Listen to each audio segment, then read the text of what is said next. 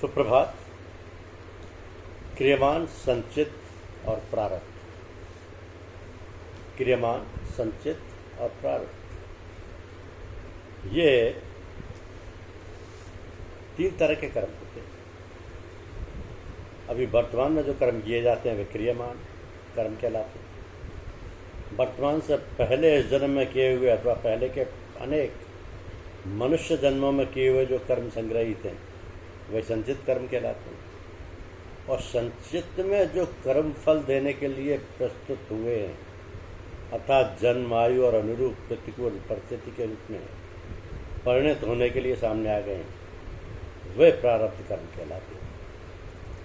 तो क्रियमान कर्म का फल और अंश और दूसरा संस्कार और अंश होता है। और फल और अंश में दृष्ट और अदृष्ट हो सकता है। संस्कार अंश में शुद्ध और अशुद्ध हो सकता है। दृष्ट में तात्कालिक और कालांतरिक होता है। अदृष्ट में लौकिक और पारलौकिक होता है। तो क्रियमान कर्म दो तरह के होते हैं, शुभ और अशुभ। जो कर्म शास्त्रानुसार विधि विधान से किए जाते हैं वे शुभ कर्म कहलाते हैं। और काम, क्रोध, लोभ, आसक्ति आदि को लेकर जो शास्त्र निषिद्ध कर्म किए जाते हैं वे अशुभ कर्म कहलाते हैं। प्रत्येक क्रियमान कर्म का एक तो फल अंश बनता है और एक संस्कार अंश।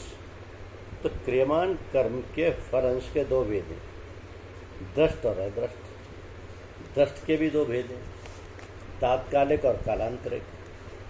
तो जैसे भोजन करते हुए जो रस आता है ये दृष्ट का तात्कालिक फल है। भोजन के परिणाम में आयु, बल, आरोग्य आदि का बढ़ना ये दृष्टि का कालांतरिक फल है। जीभ में जलन होती है ये दृष्टि का तात्कालिक परिणाम में रोग और दृष्टि का कालांतरिक फल है। अदृष्ट के भी दो भेद होते हैं, लौकिक और पारलौकिक। तो जीते जी ही फल मिल जाए इस भाव से यज्ञ, दान, तप, तीर्थ, व्रत, मंत्र, जप आदि शुभ कर्मों का किया जाए तो यहाँ अनुकूल की प्राप्ति होना, प्रतिकूल की निवृत्ति होना ये अदृष्ट का लौकिक फल है। और मरने के बाद स्वर्ग आदि लोकों की प्राप्ति होना ये अदृष्ट का पारलौकिक फल है। तो लौकिक और पारलौकिक पापों का फल यही है। फल यहाँ जितने अंश में काम भोगा जाता है या काम भोगा गया है उतना इस जन्म में या मरने के बाद भुगतना ही पड़ेगा। पुण्य कर्मों का फल जितना बाकी रह गया है वह परलोक में फिर भोगा जा सकता है। धन्यवाद।